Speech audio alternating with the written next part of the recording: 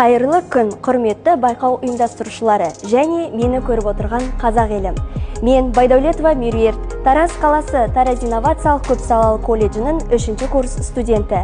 Мамандығым бастауыш білім беру педагогикасы мен әдістемесі.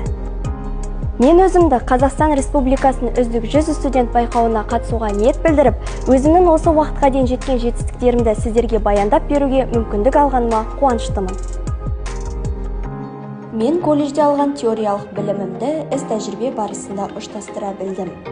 Колледждің өзін-өзі басқару ұйымының президентімін. Бұл тәжірибе маған өзімнің көшбасшылық қасиетімді дамытуға, бойымдағы жауапкершілікті арттыруға және айналама оң әсер етуге мүмкіндік берді.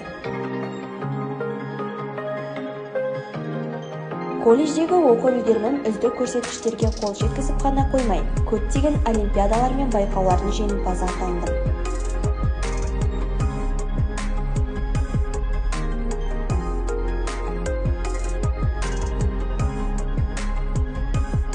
2024 жылы болашақ интернатында оқитын көз жанарынан айырылған кейіпкер мен инклюзивті балаларға арналған байқауға қатысып бірінші орынды жеңіп алдым.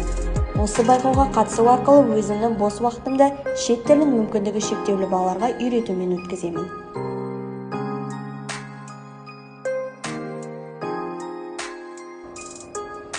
Менің мақсатым білімімді тереңдету, қоғамға пайдалы болу, өзімнің жеке әрі кәсіби дамуым арқылы елімнің дамуына үлесімді қосу.